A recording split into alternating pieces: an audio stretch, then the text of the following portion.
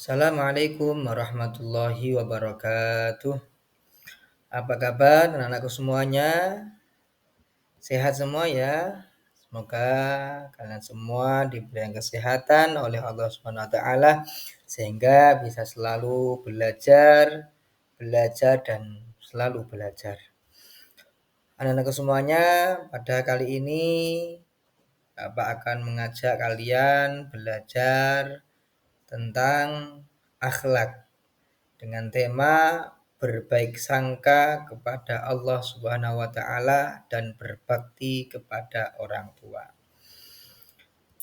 Anakku semuanya, tujuan dari pembelajaran ini yaitu anak dapat menjelaskan pentingnya berbaik sangka kepada Allah.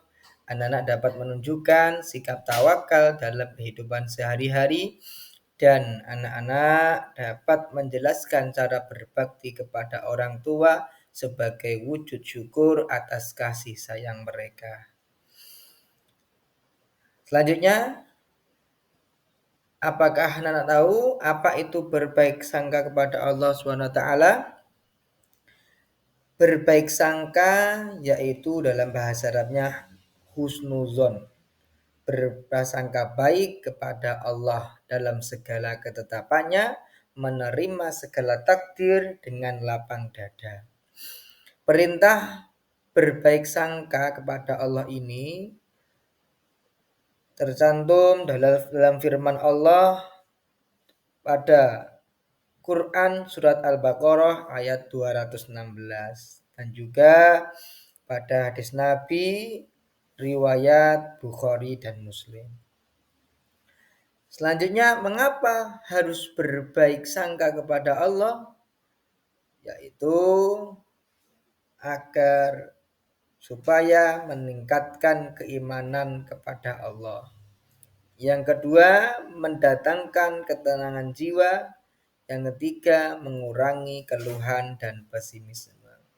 Jadi, kalau kita mau berbaik sangka, berprasangka baik kepada Allah dengan segala apa yang ditakdirkan Allah, maka iman kita akan semakin kuat dan hati kita semakin tenang serta kita akan optimis dalam melangkah. Selanjutnya, bagaimanakah cara berbaik sangka kepada Allah? Yang pertama yaitu dengan mengingat bahwa Allah Maha Bijaksana. Yang kedua, berdoa dan memohon petunjuk. Yang ketiga, bersyukur atas segala nikmat. Dan keempat, bersabar dengan menghadapi cobaan. Itulah 4 cara berbaik sangka kepada Allah. Yang selanjutnya, untuk apa kita berbaik sangka kepada Allah? Yaitu yang pertama, menguatkan keimanan kita. Yang kedua, mendekatkan diri kepada Allah. Yang ketiga, membentuk sikap tawakal dan optimis dalam menjalani kehidupan. Selanjutnya, anakku, tentang berbakti kepada orang tua. Apakah kalian tahu apa itu berbakti kepada orang tua? Yaitu menghormati, mematuhi, dan membantu orang tua dalam kebaikan. Sekaligus juga bentuk syukur atas pengorbanan mereka. Perintah berbakti kepada orang tua ini tercantum dalam firman Allah Quran surat Al-Isra ayat 23 sampai 24. Dan juga tercantum dalam perintah Nabi dalam hadis Nabi yaitu dalam riwayat Tirmizi. Anak-anakku, mengapa harus berbakti kepada orang tua? Yang pertama yaitu mendapatkan ridho Allah. Jadi kalau kita mau berbakti kepada orang tua, maka kita akan mendapat ridhonya Allah. Karena dalam hadis Nabi, ridhonya Allah itu terletak pada ridho orang tua. Murkanya Allah juga terletak pada murkanya orang tua. Yang kedua, yaitu menjaga hubungan kekeluargaan yang harmonis.